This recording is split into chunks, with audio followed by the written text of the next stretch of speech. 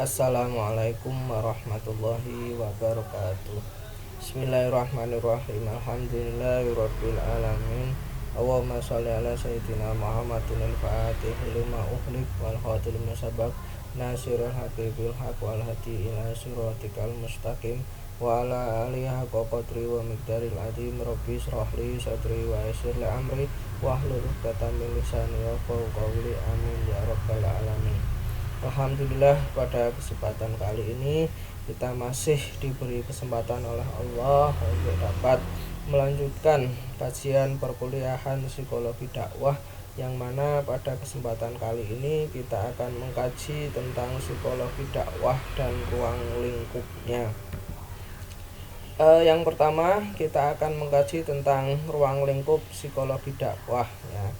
Psikologi dakwah dapat didefinisikan sebagai ilmu pengetahuan yang membahas tentang segala gejala hidup kejiwaan manusia yang terlibat dalam proses kegiatan dakwah.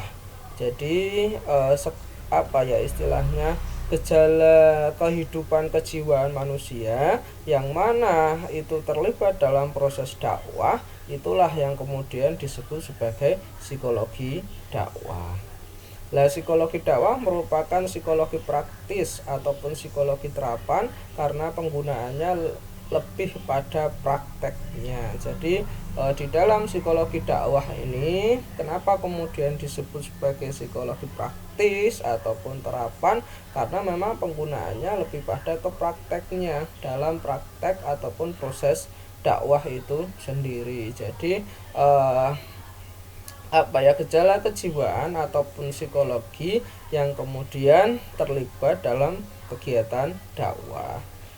Terus yang selanjutnya adalah psikologi dakwah merupakan psikologi praktis ataupun psikologi terapan. Maka ruang lingkup pembahasannya pun berada dalam proses kegiatan dakwah, di mana sasarannya adalah manusia sebagai makhluk individu dan sebagai makhluk sosial. Jadi seperti yang saya sampaikan tadi, karena ini merupakan psikologi praktis, ya, maka praktik ataupun ruang lingkupnya pun, ya, berada pada proses kegiatan dakwah, di mana di sini sasarannya yaitu adalah manusia itu sendiri, baik itu manusia itu sebagai makhluk individu maupun manusia sebagai makhluk sosial, tentunya berhubungan dengan proses dakwah. Yang selanjutnya, ya, psikologi dakwah sekurang-kurangnya mempunyai ruang lingkup pembahasan dalam hal-hal berikut. Jadi ini adalah ruang lingkup pembahasan psikologi dakwah. Yang pertama adalah pengertian psikologi dakwah dan rangkaian dengan psikologi lainnya. Jadi di dalam perkuliahan psikologi dakwah nanti ini akan dibahas tentang pengertian dan hubungan psikologi dakwah dengan psikologi ataupun ilmu yang lainnya. Yang kedua, bantuan psikologi individual atau sosial, ya, atau kelompok bagi pengembangan psikologi dakwah dengan latar belakang sejarah perkembangan psikologi. Jadi di sini nanti kita juga akan belajar tentang bagaimana psikologi individual, bagaimana psikologi sosial ataupun kelompok, yang mana itu semua kita gunakan dalam latar belakang dakwah, ya, untuk kemudian proses pengembangan dakwah. Jadi sejarah perkembangan psikologi, ya, dan lain sebagainya itu kita kaji, ya, dan kaitannya kita kaitkan dengan dakwah itu sendiri. Yang selanjutnya adalah faktor motivasi terhadap tingkah laku manusia dalam proses dakwah. Jadi kita juga nanti akan membahas tentang faktor motivasi, ya, kira-kira motivasi dalam proses berdakwah itu yang seperti apa, itu juga dikaji dalam psikologi dakwah, ya. Karena penting, ya, orang bisa berdakwah itu motivasinya bagaimana, orang bisa mengikuti dakwah itu motivasinya seperti apa, kemudian kita bisa menggunakan motivasi-motivasi itu dalam proses dakwah kita. Yang selanjutnya adalah proses dakwah dalam pengertian dan kaitannya dengan proses belajar manusia. Jadi yang namanya proses dakwah itu merupakan apa ya, sekaligus merupakan proses belajar ya, karena memang dalam berdakwah itu tidak instan tapi merupakan proses ya. Jadi tidak kemudian langsung jadi langsung bagus, tapi merupakan proses belajar. Yang selanjutnya adalah faktor leadership dalam proses kegiatan dakwah. Jadi nanti kita juga akan mengkaji tentang kepemimpinan ya dalam proses dakwah. Karena yang namanya leadership itu adalah keterampilan mempengaruhi. Yang namanya dai itu juga bagaimana kemudian seorang dai mampu mengajak dan juga mempengaruhi mat'unya ataupun masyarakat itu sendiri ya untuk mengikuti ajaran Islam. Terus yang selanjutnya faktor pengaruh lingkungan terhadap perkembangan hidup beragama manusia. Jadi kita juga akan mengkaji tentang bagaimana pengaruh lingkungan terhadap perkembangan kehidupan manusia. Jadi dengan itu kita nanti bisa melakukan apa ya istilahnya rekayasa lingkungan agar supaya lingkungan itu memang betul-betul mampu membuat manusia itu mengikuti ajaran Islam. Lingkungan itu kita bentuk agar supaya lingkungan itu juga mampu mendukung proses dakwah kita. Yang selanjutnya adalah metode dakwah yang efektif merupakan permasalahan dalam dakwah. Jadi dengan kita belajar psikologi dakwah, kita membaca gejala-gejala kejiwaan ya, kita bisa mengetahui keadaan mat'u itu sendiri. Nah dengan itu kita bisa menentukan metode dakwah yang efektif, karena memang dengan apa ya istilahnya faktor penentu ya keberhasilan dakwah itu adalah dari metodenya. Nah sekarang ini dakwah belum cukup efektif, sehingga mungkin kita harus melakukan inovasi-inovasi metode dakwah ya, tentunya dengan pendekatan psikologi dakwah dan lain-lain yang menyangkut faktor perkembangan hidup beragama pada manusia. Dan secara umum di dalam mata kuliah psikologi dakwah itu nanti juga akan membahas tentang perkembangan hidup beragama manusia, karena memang ini berhubungan dengan proses dakwah ataupun proses mengajak manusia untuk beragama, untuk berislam ataupun untuk mengikuti ajaran Allah agar seseorang itu bahagia dunia dan juga di akhirat. Terus yang selanjutnya, pusat perhatian psikologi terhadap proses dakwah kurang-kurangnya meliputi 4 hal ya. Jadi psikologi terhadap proses dakwah itu sekurang-kurangnya ada 4 hal. Yang pertama adalah analisa terhadap seluruh komponen yang terlibat dalam proses dakwah kepada dai. Jadi apa ya, dengan ilmu psikologi ya kita bisa melakukan analisa ya seluruh komponen yang terlibat dalam proses dakwah, baik itu apa mat'u ya, terus kemudian metode, materi dan juga media. Kita analisis lah, analisis kita menggunakan keilmuan psikologi. Nah itulah kemudian dikatakan bahwa ilmu psikologi terlibat dalam proses dakwah. Yang selanjutnya, bagaimana pesan dakwah menjadi stimulus yang menjadi respon mat'u. Jadi kita apa ya istilahnya harus senantiasa berpikir agar supaya pesan dakwah yang disampaikan oleh dai itu kemudian memang betul-betul menjadi stimulus, itu memang betul-betul direspon oleh mat'u itu sendiri. Maka untuk kemudian meraih cita-cita itu, untuk kemudian mewujudkan itu, kita perlu yang namanya ilmu psikologi. Kita perlu membaca keadaan mat'u agar supaya pesan dakwah yang kita sampaikan itu menjadi stimulus dan kemudian bisa direspon dengan baik oleh mat'u. Yang selanjutnya adalah bagaimana proses penerimaan pesan dakwah oleh mat'u, faktor apa personal dan situasional yang mempengaruhinya. Jadi dengan kita belajar psikologi, kita bisa tahu kira-kira proses penerimaan pesan yang dilakukan oleh mat'u itu seperti apa, kan seperti itu, sehingga kemudian kita bisa istilahnya apa ya, mewarnai setiap proses penerimaan pesan dakwah itu sehingga kemudian bisa diterima dengan baik oleh mat'u. Terus yang selanjutnya, faktor-faktor apa saja yang kemudian mempengaruhi proses penerimaan pesan dakwah. Jadi kalau kita kemudian paham faktor-faktornya, kemudian baik itu secara personal maupun secara situasional ya, nanti kita akan tahu kira-kira dengan cara apa supaya pesan dakwah itu bisa diterima dengan baik ya. Tentunya sekali lagi dengan bantuan kajian psikologi.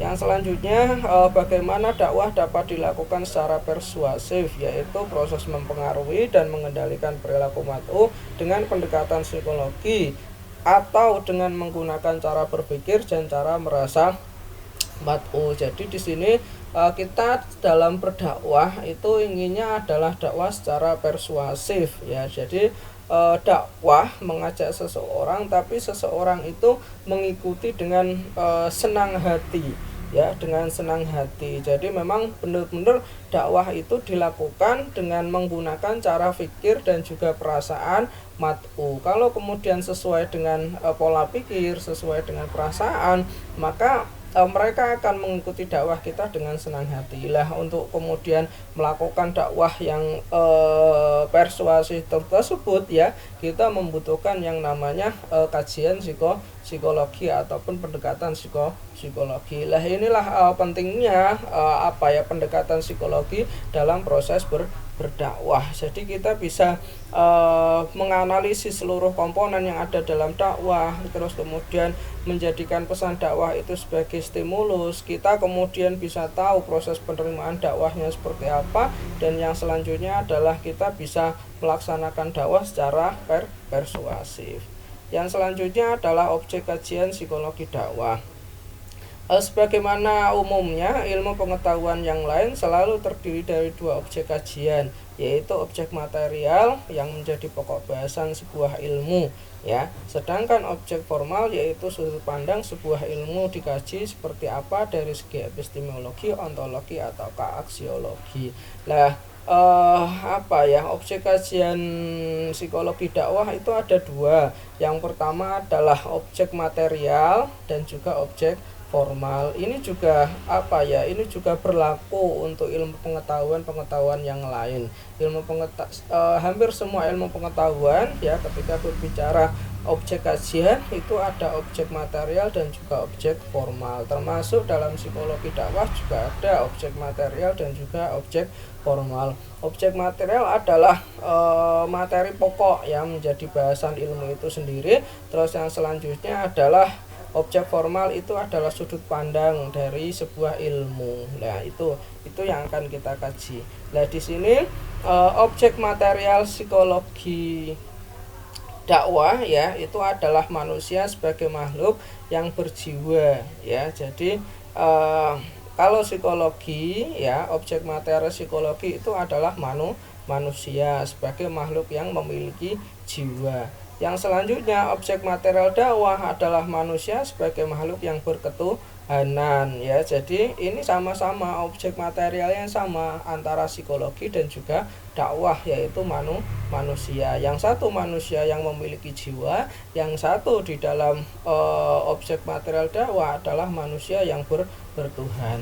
Jadi objek material psikologi dakwah adalah manusia sebagai makhluk yang memiliki jiwa dan berketuhanan sesuai dengan ajaran Islam. Jadi objek materialnya adalah manusia itu sendiri yang memiliki jiwa dan juga berketuhanan. Itu objek material psikologi dakwah. Yang selanjutnya adalah objek formal ya. Nah, objek formal psikologi adalah tingkah laku manusia yang dilihat dari gejala-gejala kejiwaannya. Jadi objek formal psikologi itu adalah tingkah laku manusia itu sendiri yang dilihat ataupun diamati dari gejala kejiwaan. Sedangkan objek formal dakwah adalah manusia sebagai individual ataupun sosial untuk diarahkan menuju jalan Allah. Nah, sedangkan objek formal dakwah adalah manusia yang kemudian diarahkan ya untuk menuju ke jalan Allah. Jadi objek psikologi dakwah adalah manusia dengan segala tingkah lakunya yang terlibat dalam proses dakwah. Jadi segala tingkah laku manusia yang kemudian terlibat di dalam proses dakwah, itulah yang kemudian menjadi objek formal psikologi dakwah. Yang selanjutnya adalah hubungan psikologi dakwah dengan ilmu-ilmu lainnya, ya.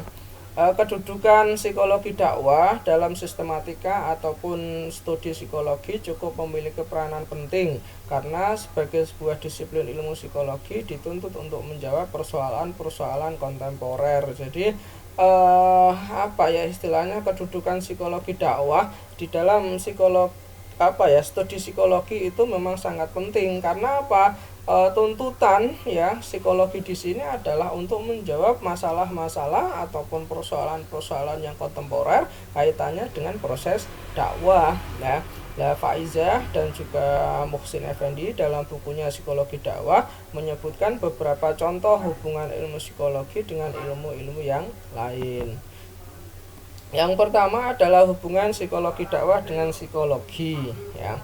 Dalam melaksanakan tugas dakwah, seorang dai diharapkan pada kenyataan bahwa individu-individu yang akan dihadapi memiliki keberagaman dalam berbagai hal seperti pikiran atau ide, pengalaman, kepribadian, dan lain-lain.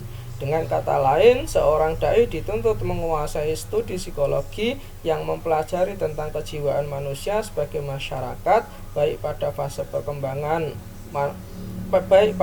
perkembangan manusia anak, remaja, dewasa, dan juga manula.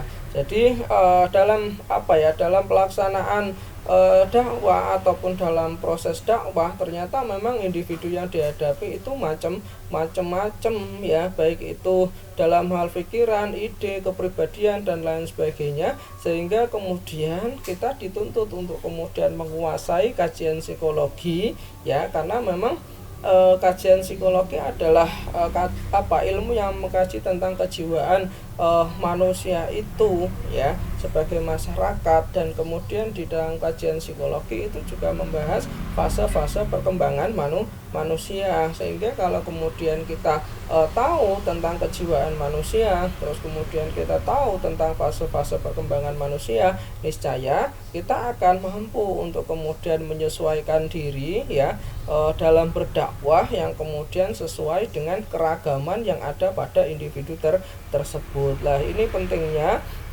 kajian psikologi dalam proses dakwah, ya.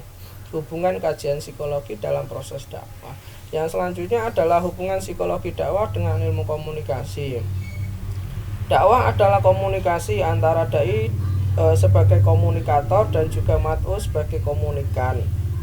Hukum dalam komunikasi berlaku juga dalam dakwah. Perbedaan dakwah dengan komunikasi terletak pada muatan pesannya. Pada komunikasi sifatnya netral, sedang pada dakwah terkandung nilai keteladanan dan juga kebenaran. Nah, di sini antara dakwah dan juga komunikasi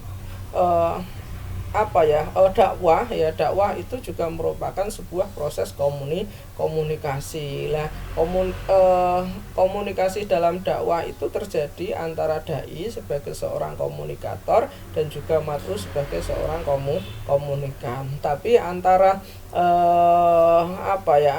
dakwah dan juga komunikasi, walaupun sama-sama dakwah juga merupakan proses komunikasi, tapi antara dakwah dan juga komunikasi terdapat perbedaan, ya. Kalau komunikasi itu sifatnya netral, semuanya bisa masuk, ya. Tapi kalau kemudian dakwah, ya, komunikasi dalam konteks dakwah itu terkandung nilai keteladanan dan juga kebenaran. Inilah kemudian yang membedakan antara proses dakwah dan juga proses komunikasi. Kalau komunikasi sifatnya netral, semuanya bisa dikomunikasikan.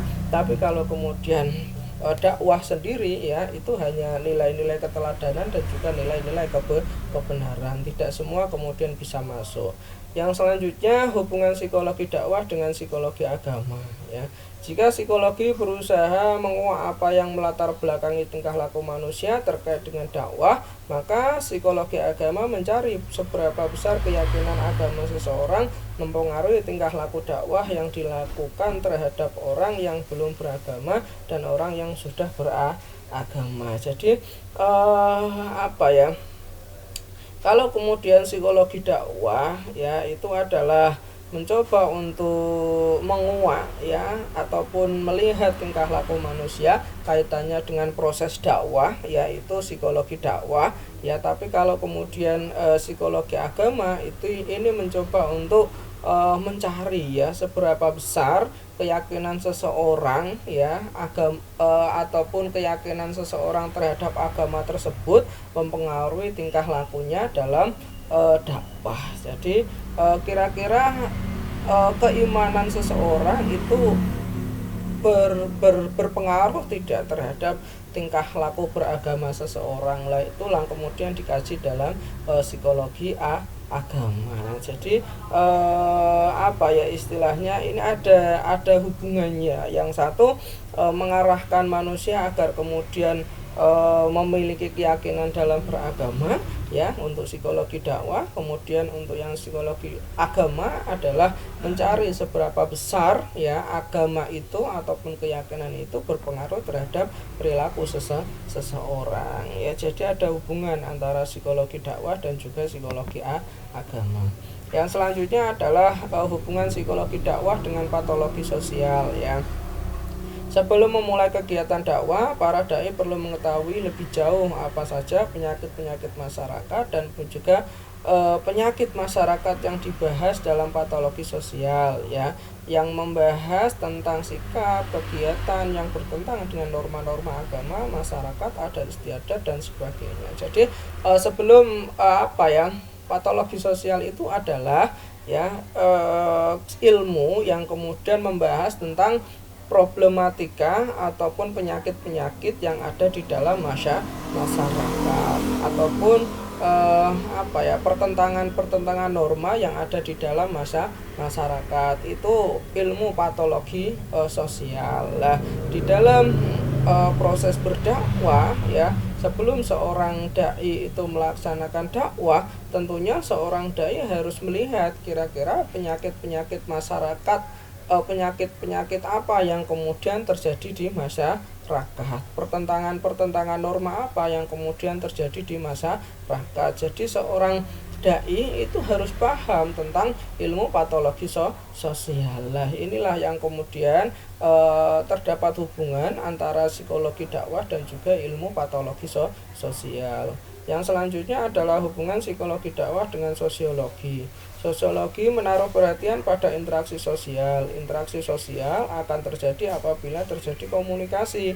Demikian juga dengan kegiatan dakwah yang merupakan komunikasi antar dai dan juga matbu'h akan melahirkan interaksi sosial. Jadi di dalam psikologi itu yang dikaji adalah interaksi sosial. Nah, interaksi sosial itu akan terjadi kalau ada yang namanya komunikasi. Nah, kemudian di dalam proses dakwah itu kan terjadi komunikasi ya antara dai dan juga matbu'h, antara komunikator dan juga komunikan. Lah kalau kemudian terjadi komunikasi di dalam proses dakwah, maka akan terjadi interaksi sosial antara dai dan juga matbu'h. Lah inilah kemudian hubungan antara psikologi dengan ilmu sosiologi ya.